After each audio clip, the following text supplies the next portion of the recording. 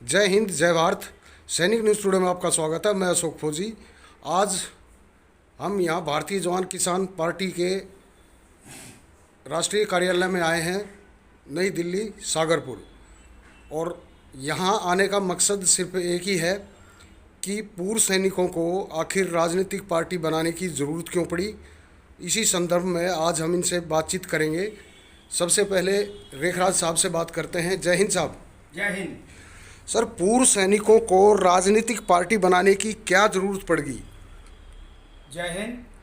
सभी भारत के नागरिकों को, सैनिकों का, पूर्व सैनिकों का जय हिंद। राजनीतिक पार्टी हमें बहुत पहले बना लेनी चाहिए थी, क्योंकि ये राजनीतिक लोकतंत्र स्थापित करना ही हमारा मेन मकसद होता है। लेकिन लोकतंत्र में जो ये गुंडे तत्व, अराजक तत्व, जो बेईमान तत्व जो चले जाते हैं, किसकी आड़ में गुंडा तंत्र बना करके ये गलत तरीके से चुनाव लड़ करके और ये संसद में चले गए हैं।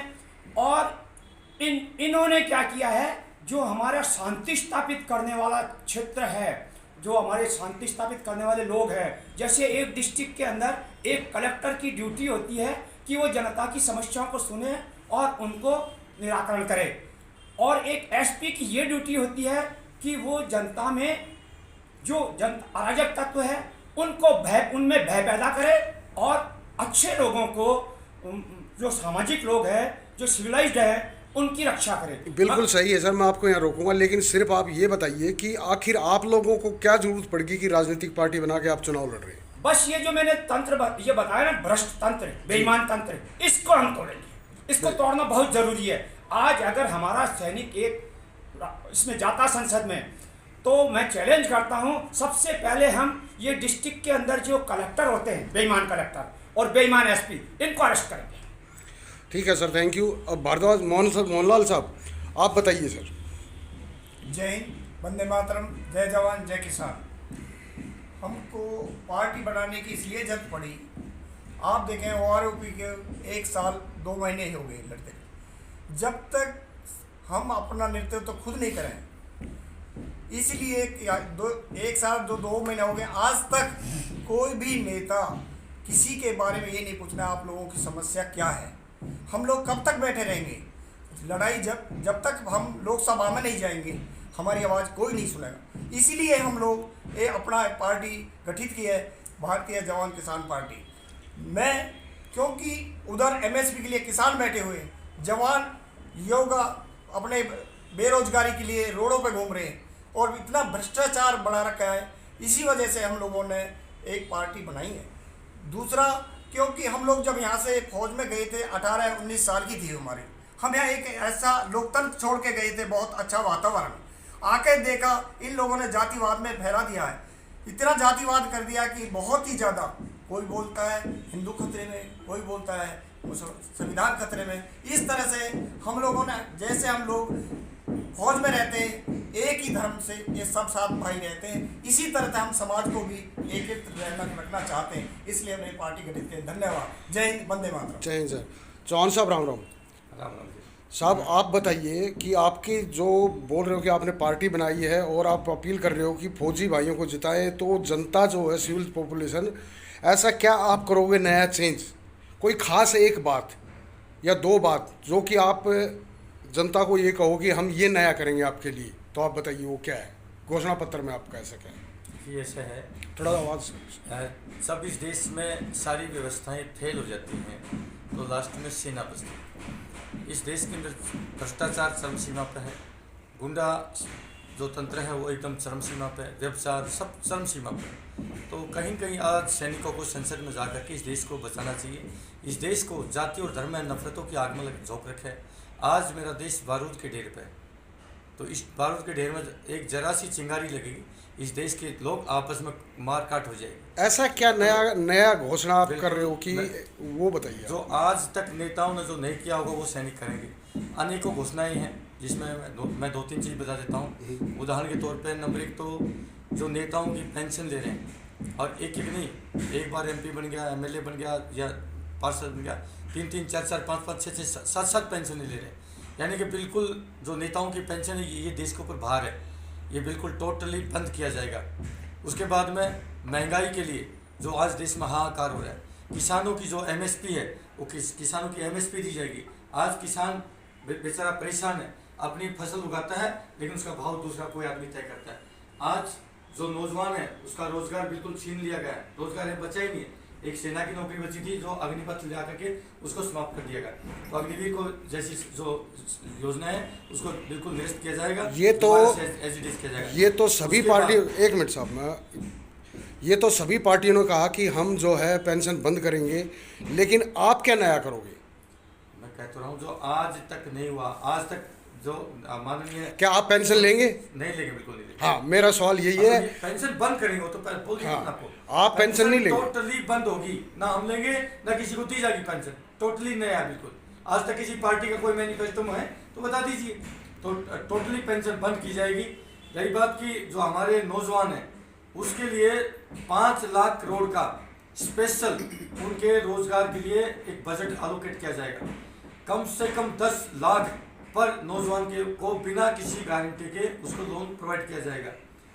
जो हमारे बच्चे आज विदेशों में जाते हैं उनको जो एजेंट बैठे हैं 20-20, 30-30 लाख ज़मीनें बेच करके और उनको वो पैसा फ्रॉड हो जाता है, तो सरकार जो भी बच्चे जाएंगे वो अपनी गारंटी पर खुद सरकार भेजेगी। अनेकों जो सरकारी कर्ज है हमारे बैंकों का किसानों पर, उसको टोटली बंद किया जाएगा, जो कि आज तक बड़े बड़े अडानी अंबानी का माफ होता है, किसानों का माफ नहीं होता। जो हमारे बिजली की जो व्यवस्थाएं हैं उसको सोलराइज किया जाएगा, जिसमें 90% तक हम जो उसमें सब्सिडी दी जाएगी। ठीक है सर, थैंक यू। सर नमस्कार। नमस्कार। आप अपना परिचय दीजिए सर। मेरा नरेश सागव नाम है, भारतीय जवान किसान पार्टी का मैं राष्ट्रीय उपाध्यक्ष हूँ। मेरा मकसद सिर्फ यही है कि हम लोगों ने आज तक बॉर्डर पे तैनात होकर के देश की रक्षा की है, और आज हमें कोई भी कभी भी हमने सोचा भी नहीं था कि हम पॉलिटिक्स में आएंगे, लेकिन इन शरारती तत्वों के कारण में, इस पॉलिटिक्स के कारण में, इस गंदी राजनीति के कारण में हम लोगों को पॉलिटिक्स में आना पड़ा है। अदरवाइज हमारा पॉलिटिक्स का, फौजियों का दूर दूर तक कोई रिश्ता नहीं होता। लेकिन आज हम बहुत परेशान हैं, जनता बहुत परेशान है, जनता इसमें किसान बहुत परेशान है, फौजी परेशान है। एक 1.5 साल से फौजी वहाँ पे जंतर मंतर पे बैठे हुए हैं, कोई भी नेता हमारी सुनने के लिए कभी आज तक नहीं आया। हमारे फौजियों के पास में या किसानों के पास में एक मकसद होता था कि हमें क्या है कि हमारे जो बच्चे फौज के अंदर में चले जाते थे, इन्होंने वो क्या है उसको भी बर्बाद कर दिया, बंद कर दिया 4 साल के लिए। 4 साल के लिए बच्चा क्या करेगा? 10-12 लाख रुपए में एक छोटा सा प्लॉट नहीं आता, और उसमें क्या करेगा वो जाकर के? क्या प्लॉट खरीदने के लिए वो 4 साल के लिए भर्ती होता है? मैं नहीं समझता इस चीज को, ये इस तरह से वो करना चाहिए। मैं ये समझता हूँ कि इस तरह से अगर वो 4 साल के बाद में आएगा, हथियार की ट्रेनिंग लेकर के आएगा, जब उसको खाने के लिए कुछ नहीं मिलेगा तो वो क्या करेगा? उससे गोली चलाएगा, और गोली चलाएगा तो वो आतंकवादी बनेगा। तो आतंकवादी बनेगा तो ये हमारे देश के लिए एक दुर्भाग्य होगा। तो हम ये समझते हैं कि हमारी जब पार्टी सत्ता में आती है तो हमें क्या करना होगा कि सबसे पहले हम ये 4 साल की जो सेना में भर्ती है इसको समाप्त करेंगे। उसके बाद हमारा दूसरा मकसद ये होगा कि हमारा कोई भी हमारा जो सरकारी कर्मचारी है आज की तारीख में बिल्कुल त्राही कर रहा है। क्यों?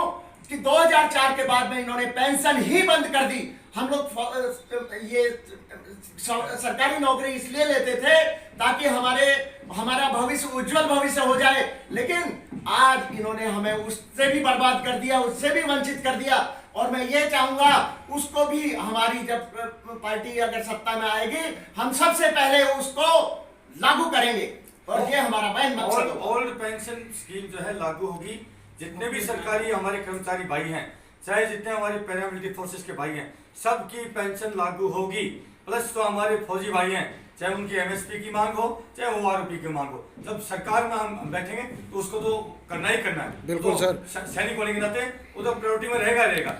सभी दर्शकों से मेरा अनुरोध है कि आप भारतीय जवान किसान पार्टी को सपोर्ट कीजिए। आखिर पूर्व सैनिक जो, देखिए पूर्व सैनिक होता है वो पूरे जो सैनिक हैं वो पूरे देश के होते हैं, और सीमाओं पर इन्होंने जो है ना रक्षा की है देश की, और देश के 140 करोड़ जनता की, जो आपके लिए सीने में गोली खा सकते हैं वहाँ बॉर्डर पर खड़े होके, और जो संविधान के झंडे के नीचे खड़े होकर शपथ लेते हैं कि हम दुश्मन को अपनी ज़मीन के ऊपर एक भी कदम नहीं रखने देंगे जब तक हमारे अंदर सांस में सांस है। वो तो उस पूर्व सैनिक को अगर मौका मिलता है तो आप इसे वोट देकर जिताएं और लोकसभा में पहुंचाएं और विधानसभा में भी पहुंचाएं, ताकि इस देश का सिस्टम जो है बदला जा सके और इस देश की रक्षा की जा सके। मिलते हैं ऐसी जानकारी के लिए, तब तक के लिए जय हिंद, जय भारत। स्वस्थ रहें, मस्त रहें, सतर्क रहें, सावधान रहें और अफवाहों से दूर रहें।